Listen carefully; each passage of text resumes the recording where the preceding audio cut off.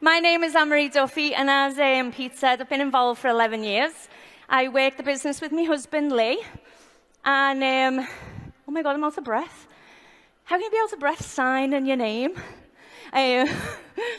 So when we got introduced, I was a biomedical scientist, Lee was a contract sales manager, and I received a text message off Claire Fox, and it was the guinea pig message. 11 years ago, the guinea pig message. I said yes, didn't know what she was on about, but I thought I'll help her. And we started as customers. You know, I was always tired, always struggling with me weight and stuff.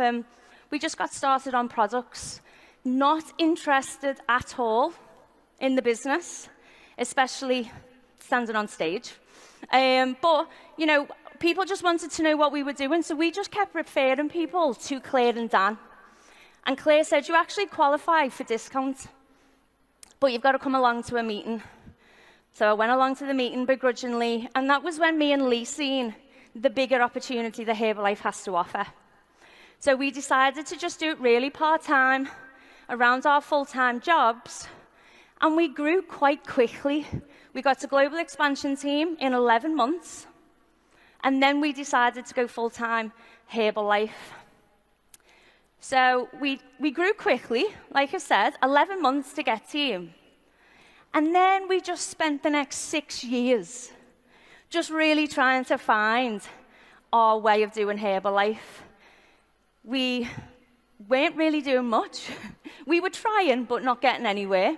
We couldn't duplicate what we were doing, and actually, our business went backwards, okay? Lee had to go back and get a job. We were in debt from rental properties that we had, and we were just rock bottom. And then 4 years ago, we were introduced to the Breakfast Budget Club model by Claire and Dan. And we've been watching Claire and Dan from afar, and we could see, yes, their business was growing, but they were happier. And that was what we wanted, because we were lost. And so we went and spoke to Claire and Dan. We saw what they were doing, and we said, we're in. And they said, okay, but you've got to master the basics. You've got to go back to the beginning, supervisor mentality, follow the pathway, plug people in, move them to supervisor, and by using the career ladder, create leaders to duplicate clubs. And that's what we did. And that's what we've been doing for the last 4 years. And that's how we've gone from not even picking up our Get Team check to now Pres Team 15K. This is the last 3 months total volume for us, profit, and new supervisors on all levels. And it's like a game. It's a game for us to see how many new supervisors can our organization duplicate. That's what it's all about. You've got to have a bit of fun with it. This is our club as of yesterday morning. And then this is what happens when you learn to duplicate what you're doing and create leaders. So 26 clubs on 3 levels and 33 on all. And I just want to give a massive shout out to every single one of these guys who are impacting their community in a huge way. So this is mine and Lee's vision. So we want 10 frontline tab team breakfast budget clubs, but that are able to duplicate themselves. That is the name of the game. It's not just about opening clubs, it's about opening successful, profitable breakfast budget clubs that are able to duplicate by using the career ladder. And that's what I'm going to talk about today. And this is where I am at my happiest, talking about the career ladder. Okay? So it's time to roll up your sleeves. We're going to get into the nitty-gritty. So are you ready? Claire and Dan touched on this just earlier. When I was a scientist in the NHS, I was a professional. I was a professional in the workplace. And I also knew that if I wanted to be promoted up the career ladder in the NHS, then I had to do certain things in order to be able to be promoted. But we didn't bring any of that into our Herbalife business until we got involved in the breakfast budget clubs. And that was one of the very first things that we needed to change. We needed to raise our standards as professionals in the breakfast budget club model. And that, first of all, that mindset shift is what changed everything for us. And for me personally, I learned that it was about not how good that me and Lee could be, but how we could help develop and nourish other people's potentials. That was going to be the difference between us being okay and other people being successful. Because we can only open one club. And if we want to be able to duplicate clubs in different communities, we have to be able to develop leaders to do the same. So that's what it became for us. Okay? So let's recap what the mission is. It's to help 10,000 people to get healthier. So we're purpose-driven. We know every morning what we're getting up for. And we're going to be able to do that by creating 100 profitable breakfast budget clubs, each with 100 customers in over the next 10 years. And we committed to that, and we promised ourselves no distractions. But in able to open those other clubs, we needed the way to be able to take a club member all the way through to becoming a club owner. So another mindset shift for me and Lee was when someone walks into our club, up the stairs, we don't look at them as a potential club member. We look at every single person as a potential club owner, okay? And that's a massive mindset shift because we're not there. We can't judge who's going to be the next club owner.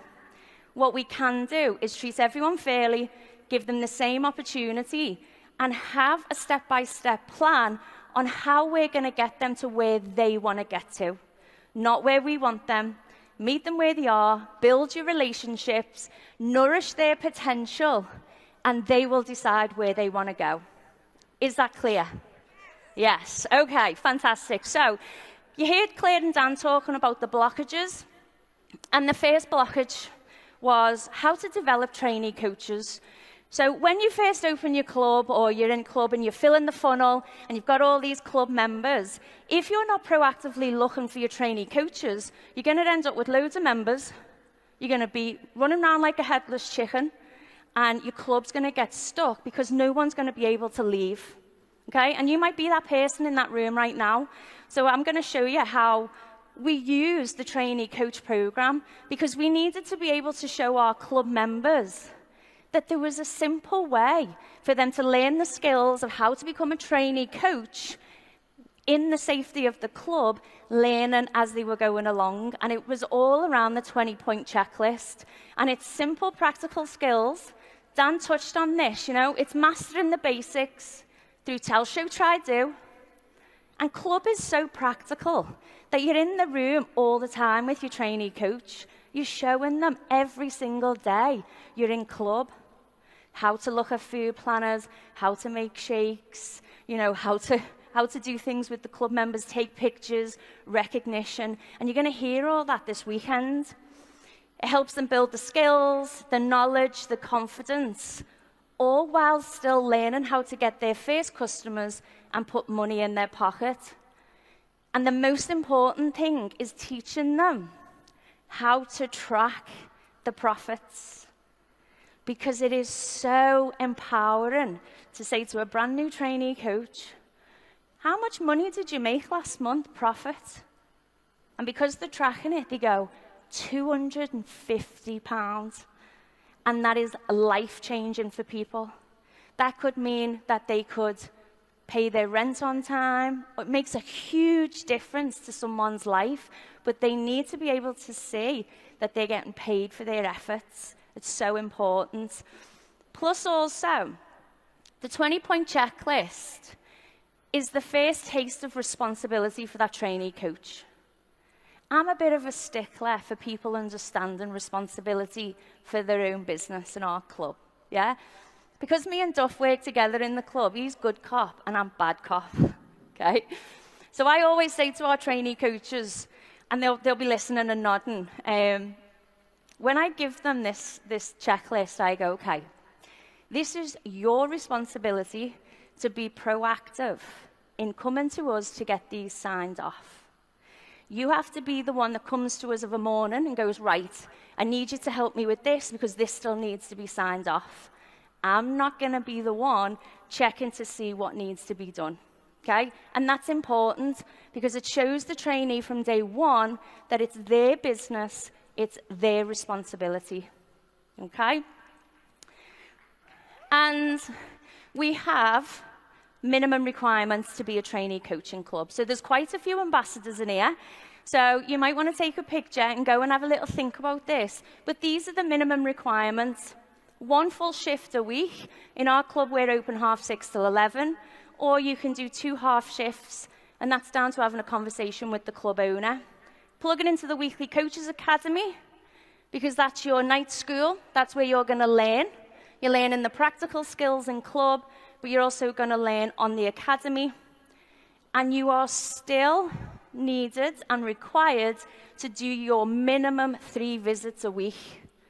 But you are still allowed to use the heart to collect to get your free visits. That's important. Just because you're a trainee coach doesn't mean you start coming in once a week. Okay? And another thing is when you're a trainee coach, please, we've had trainee coaches in the past who've said, okay, I've got this person and they want to book in for a wellness evaluation, but I'm in work the times they can do, so can you do it? And they nod as if I'm going to agree. And I go, no chance. I'm not doing it. Be solution-driven. I say to them, you've got to think of, you're going to have to go back to that person and work out when you're going to be able to come in to do that wellness evaluation yourself. I'm not here to build your business. Okay? And the same goes for the reviews. So the second blockage is, okay, we got really strong on activating trainee coaches. And Lee's going to cover that tomorrow in more detail. Really strong. So we've got all these trainee coaches building their club members in our club. And then you go, well, hang on a minute. They don't want to break away and open their own club. So you kind of now have got really strong trainee coaches, but no one's willing to break away, and your Club 100 is coming up quick, yeah? Because you've only got space for 100. And that's what Claire and Dan touched on, is when then there was a few little amendments, and that's when the Nutrition Club career ladder evolved. And one of the first things that we used as a gauge was when a trainee coach gets up to 10 to 15 club members in your club, it's like a little flag comes out. Time to have a conversation, yeah? Because then we need to sit down with the trainee coach and go, right, when you started, you said this was your intention. Now we need to know, has it changed? Do you now see yourself as a club owner, or do you still want to stay as a trainee coach? Because then the conversation comes, well, if they say, well, I still want to just be a trainee, I've got no intention of moving, then the conversation might have to become, well, when you're 10 to 15, I'm going to actually ask you to stop inviting people into club because we need the space to develop junior partners. And there's a club owner in here. I've just seen her. We had that conversation. It's Debbie Cooper. She's at the back. And she was building away. She was an amazing trainee in club. She had team. She had trainee coaches underneath her. And we were looking at these circles and these club members. And I was like, Debs, what's the vision? She was like, I'm happy just being a trainee coach. And I said, okay, I'm going to have to stop inviting now, Debs. And I remember, she was like, you can't stop me inviting. I went, I can. And we laughed about it. And I said, so you've got 2 days to go away and think, and you come back to us and tell us what your next vision is. And now she is the proud club owner of Feel Good Nutrition.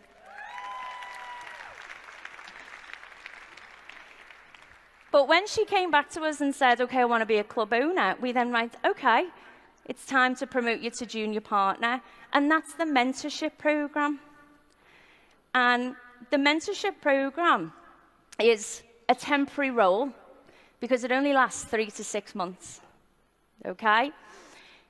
But I got asked last night, and this is a really good question, is what do you do if someone's working a full-time job and can't afford, they're relying on that income and they can't afford to just leave their job to work 4 to 5 shifts in club as a junior partner?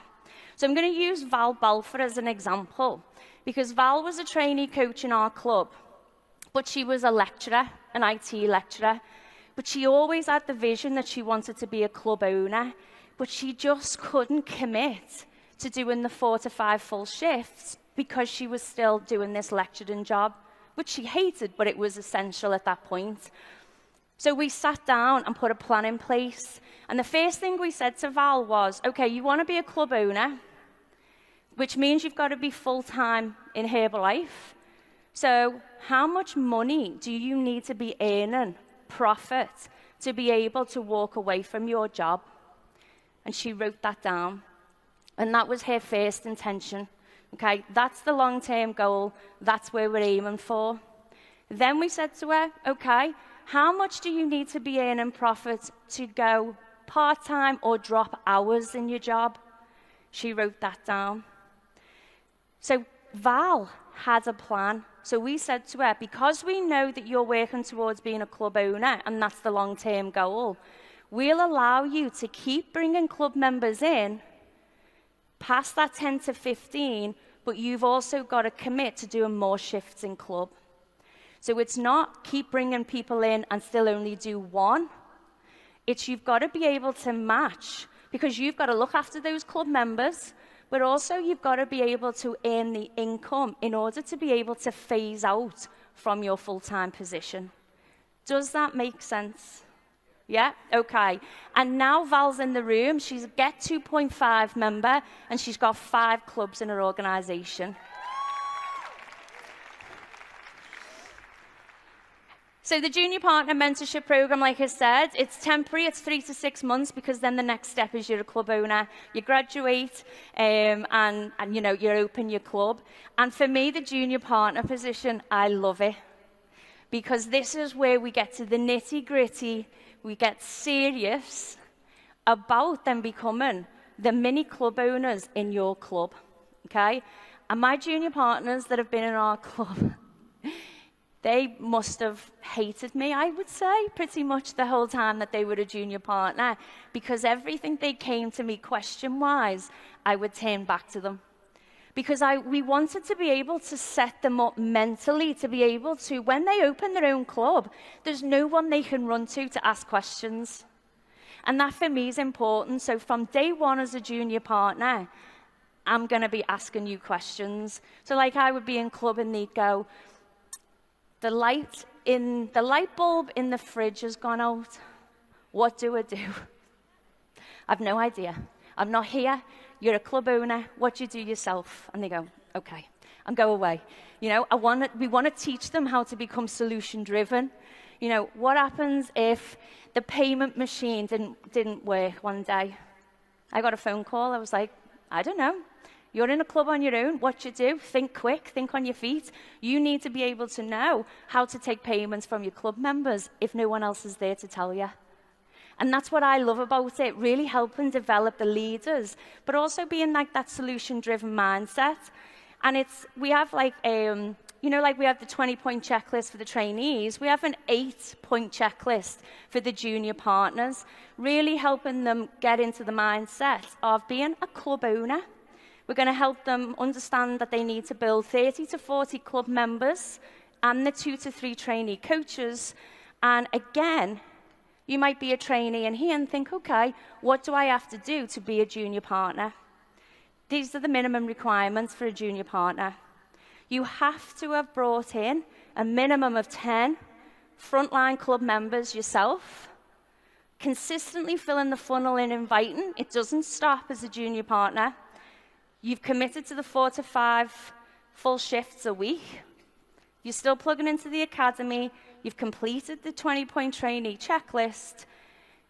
But for me as well, me and Duff, it's not a given position. It is up to the club owner who gets promoted to junior partner based on their work ethic, their values, how much of a team player they are, okay? Because we take our role really seriously about developing strong leaders who are going to go out into the community and open a breakfast budget club, okay? So I know I sound quite serious, but for me it is, yeah? And this is the business plan. And like Claire said, we have all these little business plans up in our club because they're great visuals. Because while we're sat around the tables talking to club members and even trainee coaches, and they say, okay, well, what's the next step? Or how does someone open their own club? We have all the visuals to be able to say, here, here, and here. It's kind of like like QVC. Yeah? But it's about the magic numbers, and we are always using these diagrams with our junior partners and, club owners for them to be able to visualize what their business looks like in relation to the business plan. And a junior partner will build their 30 to 40 club members with their 2 to 3 serious trainee coaches in your club. They have 3 to 6 months in order to develop as a mini club owner in your club, and it's the safety of your club where they can learn, they can make mistakes, and it's okay because you're there to help them. But when they're ready to graduate, as Claire and Dan always say, they pick up their people, their mini club in your club, and sidestep and open in their own club in profit. And that is how we do it to help create strong, profitable breakfast budget clubs. And if you look, the career ladder is a building block of every little cluster to be able to get to Club 100. So if you can learn and master the career ladder and always be using the gauges, using the magic numbers, having open communication to be able to put plans in place, this is what you're building towards. And when it happens, it takes your purpose to a whole other level. Because when you see your team, your leaders, duplicating, growing in skills, confidence, and going out and duplicating clubs, it just absolutely makes your heart burst. I absolutely love it. And it's almost like a little pat on the back. Okay, good job, we've done it. We've helped someone else go, and they've flown the nest, yeah? And what I want everyone to do is to take a picture of this, because what I want you to be able to think of over this weekend and when you get home is to really see where you see yourself, or what is the vision for you with regards to the Herbalife marketing plan. And next to it is how many breakfast budget clubs you need to have open in 3 levels. And I want you to be able to use the career ladder, the pathway, and be able to commit to a long-term plan to becoming a professional in the breakfast budget club model, to be able to get to where you want to get to by helping other people. And just to finish off, just my little top tips. Focus on building relationships and nourishing potential.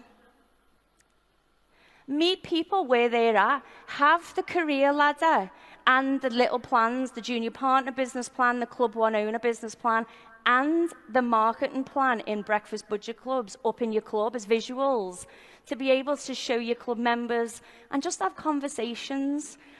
Identify club owners by using your trainee coaches, your gauges, the Junior Partner Mentorship Program, and use the career ladder as a step-by-step guide. And just, most of all, be patient, but enjoy every minute.